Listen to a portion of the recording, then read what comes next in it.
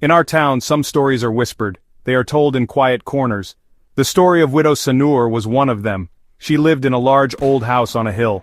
The house looked over our small town like a silent guardian.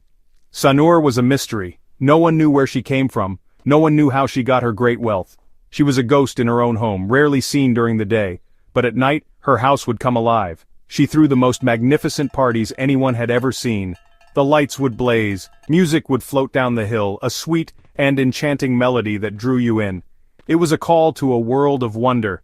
The invitations were a legend themselves. They were not mailed. They simply appeared on the doorsteps of the chosen few. Each one was written in beautiful, flowing gold ink on thick, dark paper. To receive one was an honor. It meant you were part of a special circle. Her parties were famous for the food. Tables stretched across vast rooms, groaning under the weight of delicious dishes. There were foods you had only read about in books, flavors from distant lands, spices that danced on your tongue. People would talk about the feasts for weeks. They would describe the incredible tastes and the beautiful presentation. The parties were a dream. But there was always something strange about these gatherings, a feeling you could not quite name. Widow Sanur would glide through the crowds. She was a silent host. Her smile never quite reached her eyes. Her eyes held a deep, ancient sadness, a secret that she guarded closely. Guests would laugh and talk. They would eat the amazing food, but they always felt like they were on a stage. They were actors in a play, and Sanur was the director. They followed her unspoken rules. They never asked personal questions. They never wandered into the forbidden parts of the massive house. Her world had boundaries, and everyone knew not to cross them. The house itself was a character in this ongoing play. It was filled with beautiful art and strange objects. Sculptures from forgotten cultures stood in dark corners. Paintings with eyes that seemed to follow you hung on the walls. The air was thick with the scent of old wood, exotic flowers, and something else.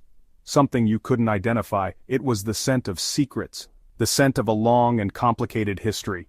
The parties were a beautiful distraction, a bright light designed to keep you from looking into the shadows, and for a long time, it worked. No one dared to peek behind the curtain. They were content to enjoy the show. One cool autumn evening, another one of Sanur's famous parties was underway.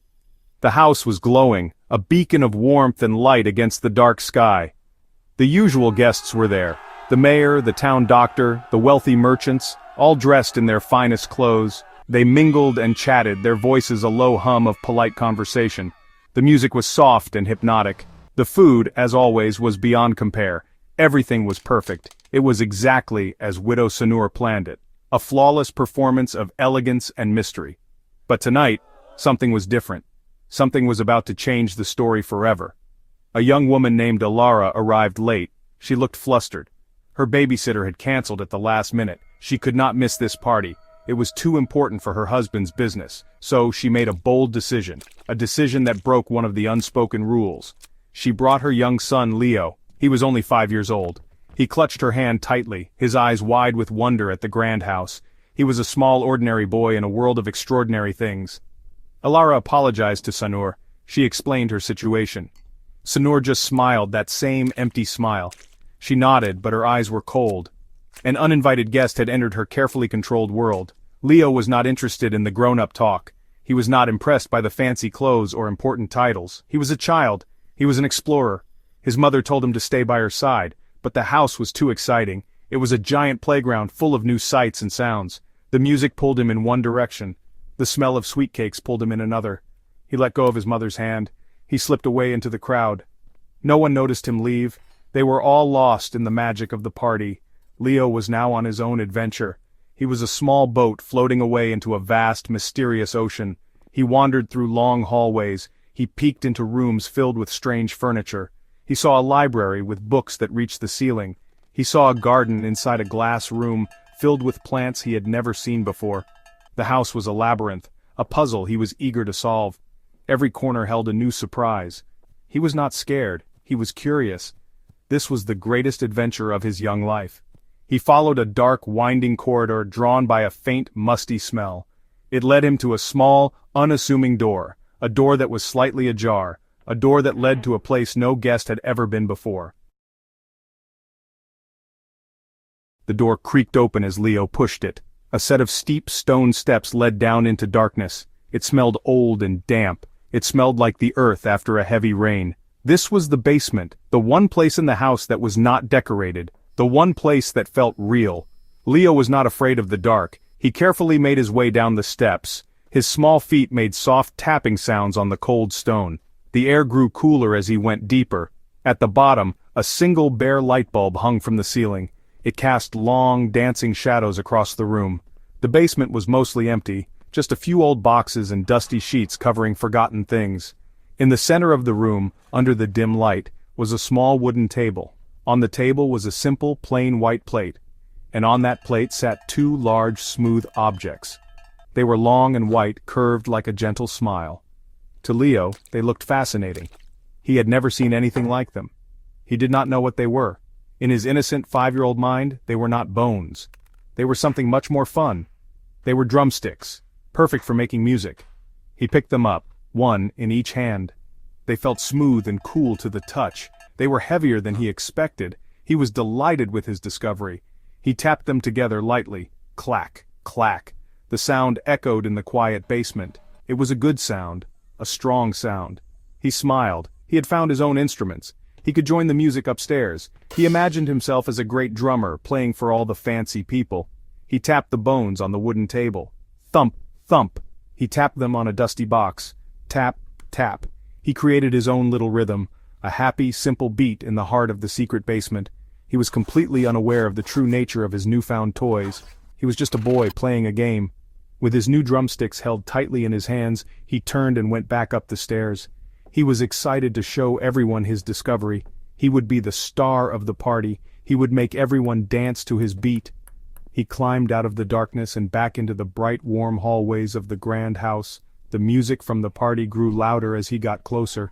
He followed the sound, his heart full of joy. He held the white bones up high, ready to make his grand entrance. He was about to bring the secret of the basement out into the light, and nothing would ever be the same again.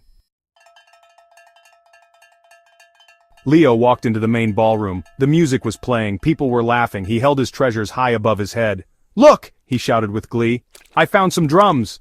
He started tapping the two long white objects together. Clack, clack, clack. The sound was sharp and clear. It cut through the soft music. At first, a few people turned to look at the little boy. They smiled at his childish game. But then, their smiles faded. Their eyes widened. The doctor was the first to understand. He stopped talking mid-sentence. His face turned pale. He recognized the shape. He knew what they were. A wave of silence washed over the room. The music stopped. The laughter died. Every eye was fixed on the little boy and the things he held in his hands. The clack, clack, clack was the only sound in the vast, silent hall. It was a terrible, chilling rhythm. Alara, his mother, saw him and rushed forward. She saw what he was holding. A horrified gasp escaped her lips. They were not drumsticks. They were not toys. They were bones, long, thick, and unmistakably human. They were femurs, the bones of a human thigh. The truth hung in the air, heavy and suffocating. The beautiful party had become a scene from a nightmare. All eyes turned to Widow Sanur. She stood like a statue, her face a mask of stone. The mayor took a step toward her. "Sanur," he said, his voice trembling. "What is the meaning of this? Where did these come from?" The question was an accusation. It shattered the illusion she had so carefully built. The beautiful dream was over. For a moment Sanur did not move. Then, a strange thing happened. The color drained from her face. Her eyes, once full of ancient secrets, now looked empty. She brought a hand to her chest. She swayed on her feet. Then with a soft, final sigh, she collapsed onto the floor. Panic erupted. The doctor rushed to her side, but it was too late. Widow Sanur was gone. The police were called. An ambulance arrived, but in the chaos, something even stranger occurred. When the paramedics lifted the sheet to take her away, there was nothing there. Widow Sanur's body had vanished. It was as if she had dissolved into thin air. The mystery was left unsolved. No one ever discovered where the bones came from. No one ever learned the truth about the strange, sad woman who threw the most wonderful parties. Her house on the hill stands empty now, guarding its secrets forever.